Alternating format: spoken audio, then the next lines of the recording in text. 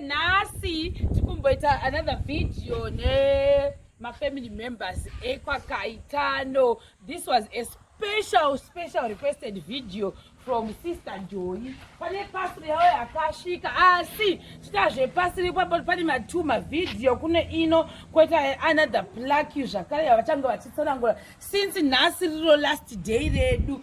Saka ava kupa zvitikauya kutanga kuti tiite program yedu vakatitambira ndobva muchaisa futi picture muione before zvese zvaitwa izvi takatambigwa nasekuru Kaitano. Taurai tinzwe murosai vanhu. Kwaseme muzita raJesu Kristu tichiti ndiwo awa akatishandira basa tinavo pano tiri kufara zvikuru nemhuri yedu. Chitaura kuti ava ndiani mushinda makadai? Inini Charles Tafadzwa Kaitano and madam wangu Blacksedis Kaitano awa mukoma wangu ndo anoteedzera Egbeth Chiwaka kana kuti Kaitano and madam Mrs. Selina Kaitano awa mukadzi wemukoma Wilfred Kaitano iwo achinzi Beatrice Kaitano awa muroora vari kunzi awo mukadzi adhipango kana kuti Emmanuel Kaitano ari kuchikoro zvino anoticha. Saka ndona ticha vaimbotamba stereki mumavidhiyo ava gogwava patakatanga takakuya ndova takaita navo futi tiri mugadheni mavo vachifambamba. Saka muzora nhasi pastori iyi ndikazoti inofugwa nani ndasekuru tichifunga iyeke pastori iyi muchivachivhura sekuru yakatipigwa naSisi Joy ine vanhu vakasiyana siyana mukati imomo. Kudawo takawana kuti hatina kuwana hatiziviwo asi kanawo takashayiwa hatifani kutsamwa gwento kunotevera tisinohwinawo vakawana vanoshayiwawo zvakare. Saka mapasuru aya according to zvaitaurwa naSisi Joy mainini Alberto ndizvo mai mazarura ndiani alright izvi ndezvaMrs Abigail havapo pano alright.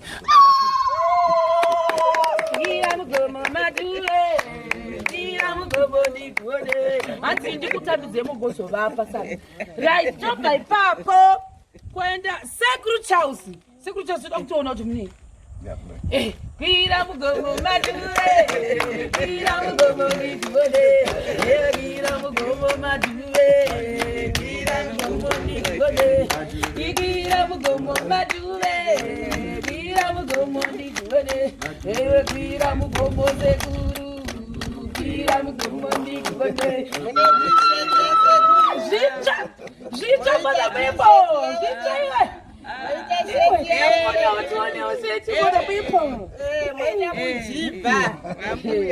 Sekuru Charles mujiba ondezi nopinda shop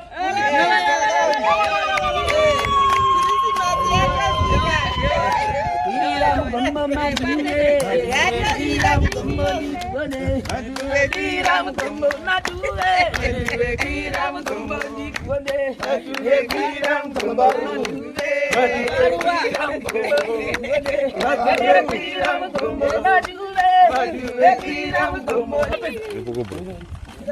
right idese krumando aba kuonavo kwira mugomo madure kwira mugomo ndigone kwira mugomo madure kwira mugomo ndigone kwira mugomo madure kwira mugomo ndigone kwira mugomo handitioni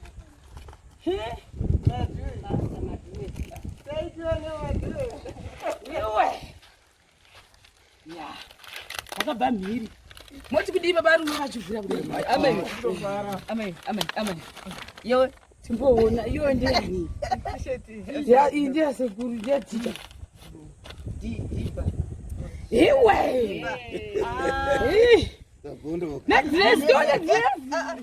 kuda zvinhu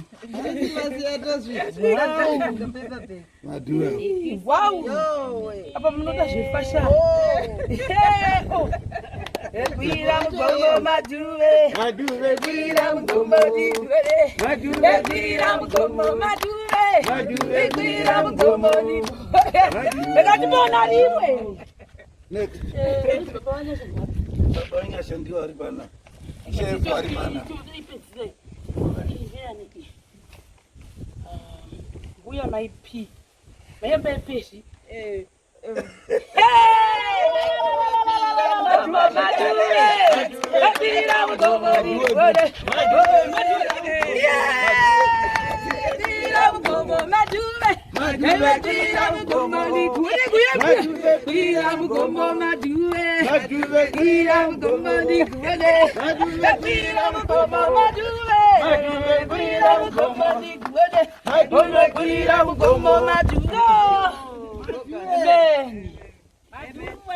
Mbuya ava ndoya mwangu akatipa madhiramu avo maviri atatishandisa project yese for the past 2.5 months. Haiwa vati vatenda zvokwadi takamashandisa hatisi kuti hatina mabovora here. Akanaka here madhiramu mbuya? Zvakanaka. Alright. Icho. maduve chayo nemalaini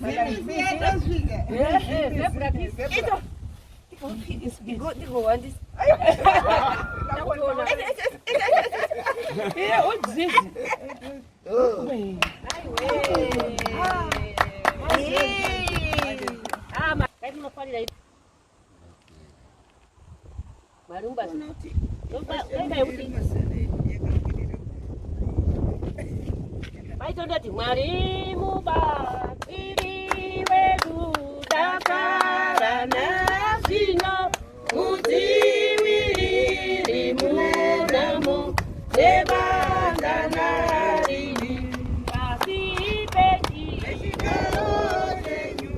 vanhu vakakoswa maoko enyu anotidziwirira. Tauya baba tauya, tauya, oh tauya, tauya, tauya,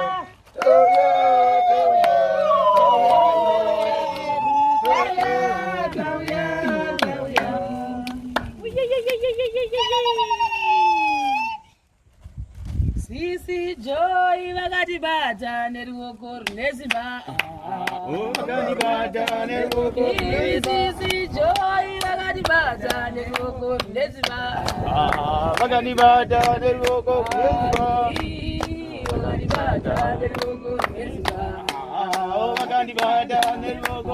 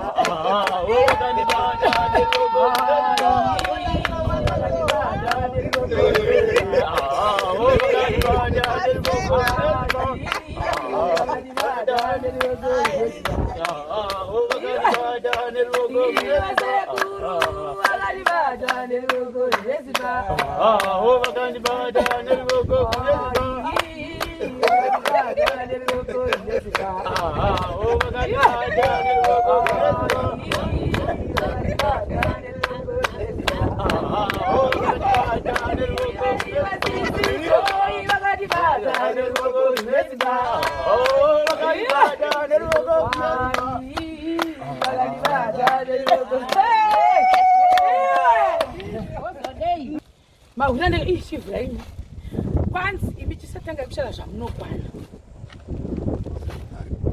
babaruwa vanoshandei chimbotiudzai vangu vari pando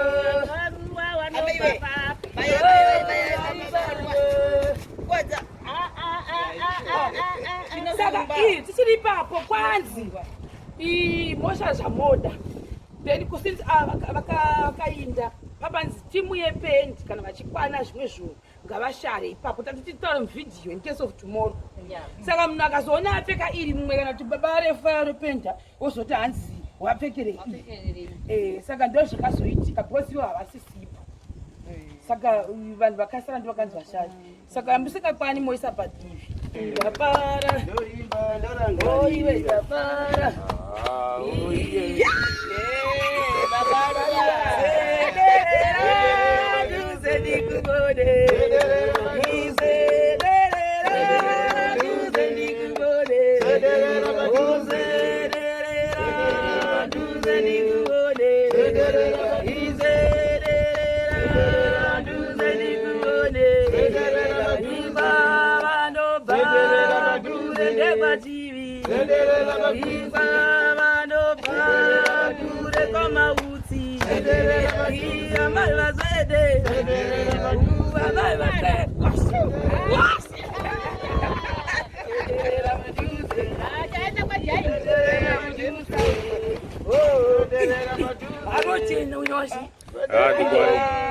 Adipindu. Yozoita kuti mwoyo iya mai vazedera iya mai vazedera oh mai vazedera iya mai vazedera oh mai vazedera iya mai vazedera iya mai ichi dotora zvangu iya mai vazedera iya mai vazedera iya mai vazedera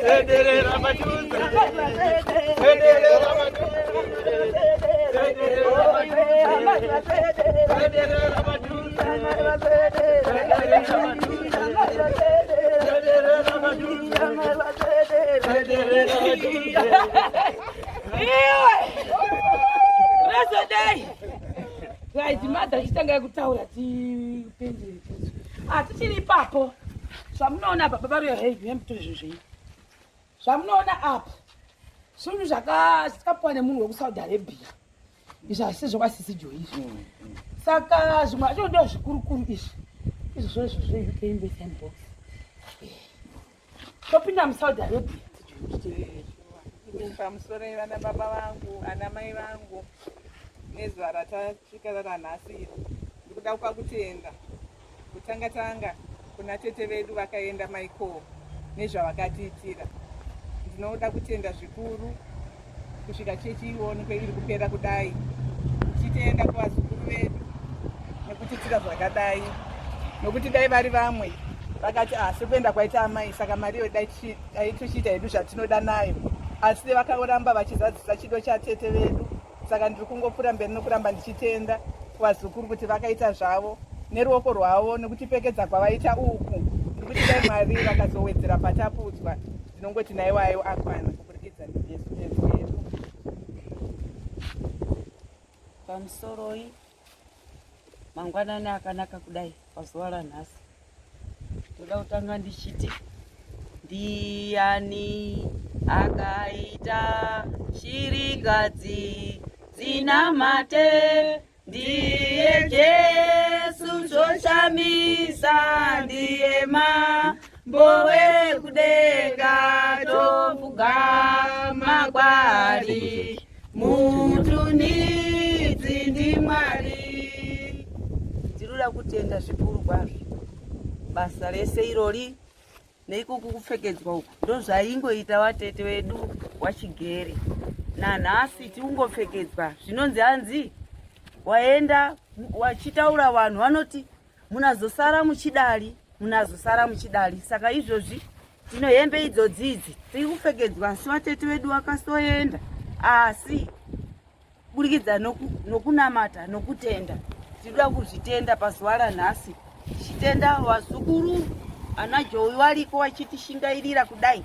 Cheche yapera tatichinamatira panze tichindobva pano tichibva pano, Mwari achingotimirirai. Zuva rakazosvika, tarirai muone zvaita Mwari. Tinoda kuzvitenda muzita raJesu. Ameni.